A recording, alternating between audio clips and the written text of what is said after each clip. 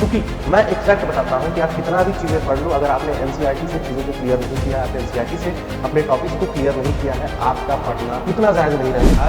एक एक वर्ड, एक ऐसी एक लाइन ऐसी एनसीईआरटी की इतनी इंपॉर्टेंट होती है कि एक लाइन में रेफरेंस बुक की कई कई पेजेस बन जाते हैं और कई कई पैराग्राफ बन जाते हैं। उस चीज़ को समझने के लिए आज हम लोग कैसे हैंडल करना है और क्या एनसीईआरटी से जेईई मेंस जेईई एडवांस में पूछ लिए जाते हैं।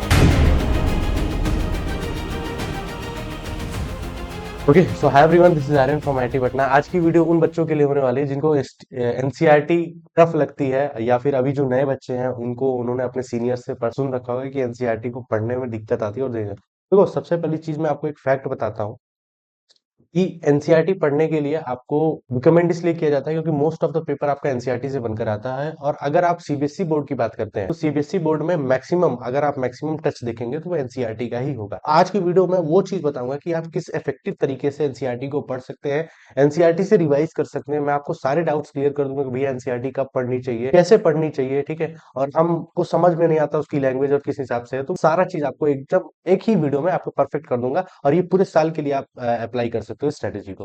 तो देखो, सबसे पहले मैं अगर एनसीईआरटी की बात करूं तो एनसीईआरटी इज जस्ट लाइक गागर में सागर। मतलब एक इतना बड़ा छोटा सा गागर है, एक छोटी सी गगरी जिसको हम बोलते हैं या मटकी बोलते हैं, उसमें बहुत सारी चीजें हैं। एक एक वर्ड, एक लाइन ऐसी एनसीईआरटी की इतनी इंपॉर्टेंट होती है कि एक लाइन में रेफरेंस बुक की कई कई पेजेस बन जाते हैं और कई कई पैराग्राफ बन जाता है। उस चीज को समझने के लिए आज हम लोग कैसे हैंडल करना है और कैसे मैं करता था अपने बोर्ड के एग्जाम के टाइम पे, वो सारी चीजें मैं आपको बताऊंगा। और कॉम्पिटेटिव पॉइंट ऑफ व्यू से अगर आप देखोगे तो एनसीईआरटी बहुत ज्यादा इंपॉर्टेंट है। Whether you are giving JEE JEE में अगर आप कर रहे हो तो इनऑर्गेनिक केमिस्ट्री के लिए सबसे बेस्ट चीज होती है एनसीईआरटी, ठीक है। और ऑर्गेनिक केमिस्ट्री के लिए सबसे बेस्ट होता है एनसीईआरटी। फिजिक्स के कुछ इंपॉर्टेंट क्वेश्चंस जो कि डायरेक्ट एनसीईआरटी से जेई मेंस जेई एडवांस में पूछ लिए जाते हैं, वो भी बहुत ज्यादा इंपॉर्टेंट है। और अगर आप क्लास 10th और क्लास 12th की बोर्ड एग्जाम में हो तो वहां के लिए तो एनसीईआरटी इज द रामबाण। आज की वीडियो में हम समझेंगे कि एनसीईआरटी को कैसे पढ़े और किस तरीके से पढ़ना चाहिए। तो देखो, सबसे पहली चीज मैं आपको बताता हूँ कि क्या गैप है जो एनसीईआरटी भरता है। कि मानकर चलो आप एक एवरेज स्टूडेंट रहे हो, या बहुत लोग एक एवरेज स्टूडेंट रहे हैं, ठीक है। वो कहीं ना कहीं से एक लास्ट मिनट में तैयारी कर कर आ जाते हैं। तो अगर मैं उन बच्चों की बात करूं तो वो बच्चों की जो कैपेबिलिटी होती है बहुत अच्छी स्कोर करने की होती है, बट एट लास्ट वो स्कोर कर पाते हैं करीब लगभग 65 to 75%।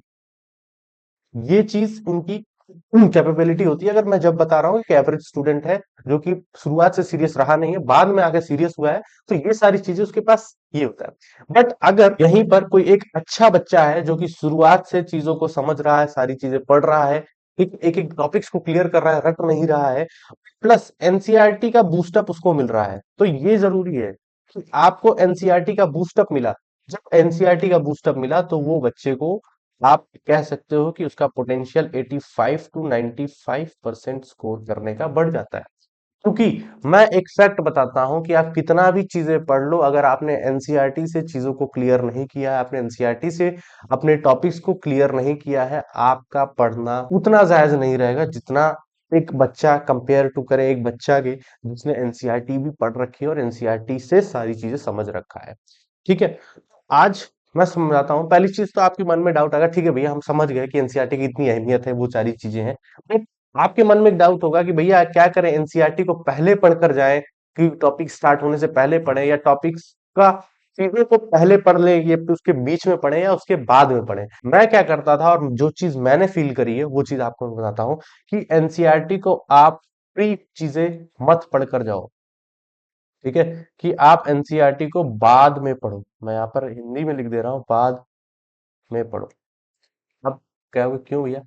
शुरुआत में पढ़ने के लिए बहुत सारे टीचर्स बोलते हैं, बहुत सारे लोग बोलते हैं, बट मैं आपको बता रहा हूँ कि एनसीईआरटी को आप बाद में पढ़ो। बाद में कैसे पढ़ो? जैसे कि कोई टॉपिक अगर आपके यहाँ पढ़ाया जाता है, कोई टॉपिक पढ़ाने के बाद चीजों को, उसके बाद आप एनसीईआरटी को स्टार्ट करो। एनसीईआरटी को पढ़ना पढ़ना कैसे वो भी मैं बता रहा हूँ। जैसे मैंने यहाँ पर लिख रखा है कि pre preparation is important. NCERT पढ़ने के लिए प्री प्रिपरेशन इंपॉर्टेंट होती है। अगर आपको उस टॉपिक का कुछ डिटेल पहले से नहीं पता है, प्री प्रिपरेशन आप नहीं कर कर आए हो, तो एनसीईआरटी का एक पैराग्राफ पढ़ भी जाओगे लेकिन उस चीजें इस तरह से क्लियरिटी नहीं आएगी जिस तरीके से आपने चीजों को पहले पढ़ रखा उसके बाद जब एनसीईआरटी पढ़ते हो। सबसे इंपॉर्टेंट है कि आप प्री प्रिपरेशन करो। आप एनसीईआरटी से पहले चीजों को पढ़कर उसके बाद एनसीईआरटी में वो चीज ढूंढो। कि भाई साहब मान लीजिए आपने लाइट पढ़ा, लाइट में आपने स्नेल्स लॉ पढ़ा, ठीक है, या आप कह सकते हो लॉ ऑफ रिफ्लेक्शन पढ़ा, ठीक है। लॉ ऑफ रिफ्लेक्शन आपने पहली चीजें नहीं पढ़ रखी हैं, बाद में चीजें पढ़ी, तो अगर आप देखोगे ध्यान से एनसीईआरटी में छोटी सी चीज लिख रखी है कि भाई साहब angle of inclination is equal to angle of reflection, बस ये चीज लिखी हुई है। बट आपको अगर पहले से नहीं पता है कि इंक्लिनेशन क्या होती है, रिफ्लेक्शन एंगल क्या होता है, नॉर्मल कैसे ड्रॉ करते हैं, आपको बस वो पैराग्राफ पढ़कर चल जाओगे, ना आपको चीजें समझ में रहने वाली हैं, ना आपको चीजें क्लियर होने वाली है, बस आपका टाइम वेस्ट होगा। तो इसलिए पहली चीज आप पहले कहीं ना कहीं से उस चीज को पढ़ो, उसके बाद एनसीईआरटी पढ़ो। तो देखो स्टेप्स क्या फॉलो अप करने हैं वो चीज मैं बताता हूँ। देखो सबसे पहले टॉपिक को आप क्लियर कर लो, कहीं से भी, कहीं से भी आप क्लियर कर लो। कहीं से मतलब कि आप किसी बुक से रेफर कर लो, ठीक है, कि बुक से आपने पढ़ लिया, आप अपने स्कूल से भी पढ़ सकते हो, स्कूल में पढ़ा दिया गया, फिर उसके बाद एनसीईआरटी के घर पर पढ़ो। आप कहीं ट्यूशन पढ़ते हो, कहीं कोचिंग पढ़ते हो, ठीक है, कोई लेक्चर अटेंड करते हो, ऑनलाइन लेक्चर, कोई ऑफलाइन लेक्चर, वहां से आप पहले चीजों को, टॉपिक को क्लियर करो। लेकिन हाँ, आपका एक कर्तव्य बनता है कि जब टॉपिक आपने पढ़ लिया उसके बाद आप एनसीईआरटी को जरूर पढ़ो, ठीक है। दूसरा स्टेप है कि एनसीईआरटी के उसके बाद एनसीईआरटी आपको छूना है और एनसीईआरटी को मार्किंग्स के साथ पढ़ना है। मार्किंग्स के साथ कैसे, कि मान लो जो इंपॉर्टेंट चीजें हैं, जो चीजें आपने पढ़ रखी, जो कीवर्ड्स हैं, जैसे कि मैंने angle of inclination, angle of reflection पढ़ा, ये चीज मेरे को आती है कि एंगल ऑफ इंक्लिनेशन क्या होता है, एंगल ऑफ रिफ्लेक्शन क्या होता है। तो उसके बाद आप एनसीईआरटी में गए, जहां लिखा है एंगल ऑफ इंक्लिनेशन आप उस चीज को मार्क कर लो, आप एंगल ऑफ रिफ्लेक्शन उसको मार्क कर लो, उस इक्वल टू को मार्क कर लो। उसके बाद क्या होगा, जब आप स्टेप 3 फॉलो करोगे, कि सबसे पहली चीज आपको एक स्लॉट एनसीईआरटी स्टडी के लिए शुरुआत से बनाना स्टार्ट कर देना चाहिए। आपको एक हैबिट बना देना चाहिए कि भाई मैं आधे घंटे ही पढ़ूंगा एनसीईआरटी, बट पढ़ूंगा जरूर। इससे क्या होगा ना कि थ्रू आउट द ईयर आपको चीजें, वो चीज हो जाएगी, आपकी एक हैबिट बन जाएगी कि आप लास्ट में आपको एनसीईआरटी की आदत हो जाएगी। और चौथा में कि always revise from your highlights. जो हाइलाइट्स की मैंने बात की थी ना, कि जैसे कि आपने इंपॉर्टेंट टॉपिक्स को हाईलाइट कर दिया कि भाई ये चीजें करनी, ये चीजें करनी, ये चीजें करनी, आप कर लो, 2 ही पेज पढ़ो, ठीक है, कोई बात नहीं, कोई बात नहीं। नेक्स्ट डे जब आप एनसीईआरटी उठाओ, या एनसीईआरटी उठाने से या उससे पहले आपको वो टॉपिक रिवाइज करना है, तो पहली चीज आप कहीं से रिवाइज कर रहे हो, जहां से आपने नोट्स बनाए, जहां से वो चीज बनाए। दूसरा चीज, अगर आपको अपनी एनसीईआरटी को रिवाइज करना है, तो आपको पूरा चीजें नहीं पढ़ना, आपने जो जो चीज मार्क कर रखी है आप सिर्फ उतना पढ़ लोगे ना भाई साहब। उससे पहले आपने ये चीजें क्लियर कर रखी हैं, और उससे पहले आपने अपने नोट से पढ़ा, ठीक है, उसके बाद आप एनसीईआरटी पर आए, एनसीईआरटी पर आपने सिर्फ हाइलाइट्स भी पढ़ लिए, या हाइलाइट्स को एक बार देख लिया, वो सारी चीज रिकॉग्नाइज हो जाएंगी जैसे कि आपने स्टार्टिंग में पढ़ रखा था। ठीक है, तो मैंने ये 4 स्टेप्स आपके लिए लिख रखे हैं। सबसे पहले कि आपको अपना टॉपिक क्लियर कर लेना है, आपको पहले एनसीईआरटी नहीं छूना है। एनसीईआरटी पहले छूने से उससे क्या होगा, कहीं ना कहीं आपको चीजें समझ में नहीं आएंगी, पूरी कॉन्सेप्ट क्लैरिटी नहीं आएगी। दूसरा चीज, एनसीईआरटी पढ़ो तो उसमें मार्क जरूर करो, मार्क पेंसिल से, हाइलाइटर से, कहीं से भी कर सकते हो। तीसरा चीज, एनसीईआरटी स्टडी के लिए आप एक फिक्स स्लॉट कर लो कि भाई मैं रात में इतनी देर से इतनी देर में पढ़ूंगा और एनसीईआरटी पढ़ूंगा, साइंस की इतनी देर से इतनी देर तक एनसीईआरटी पढ़ूंगा, एसएसटी की।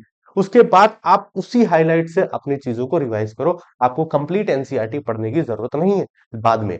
एक बार तो आप पढ़ोगे, दूसरी बार जब पढ़ोगे तो आप सिर्फ हाइलाइट्स भी पढ़ लोगे, तो आपको वो चीजें रिमेम्बराइज हो जाएंगी। ठीक है, तो इस स्ट्रैटेजी को एक बार आप फॉलो करके देखना। और बाकी let me know in the comment section कि हाँ भाई, 1 महीने बाद आप आते हो, इस कमेंट में, इस वीडियो के कमेंट में लिख रहे हो कि हाँ हमको समझ में, हाँ भैया हमको अच्छा लगा, हमको चीजें समझ में आ रही है, हमको चीजों की कॉन्सेप्ट क्लैरिटी हो रही है। देखो भाई, आपके पास पूरा 1 साल है, आप पूरा 1 साल डेडिकेट कर सकते हो इन चीजों को रख के। और मैं आपको बताया ना, वो जो गैप है 55% से 95% वाला, वो कहीं ना कहीं एनसीईआरटी फिल जरूर करता है। बाकी वीडियो कैसे लगी आप प्लीज कमेंट सेक्शन में बताएं। इस चैनल को जरूर सब्सक्राइब कर रखें, और बहुत सारी चीजें आपके लिए आगे आने वाली हैं, वन शॉट्स, ठीक है, detailed videos, free crash course, mind maps, notes, बहुत सारी चीजें हैं जो कि आपको मिलने वाली है। तो मेक श्योर इस चैनल को जरूर सब्सक्राइब करें। Thank you.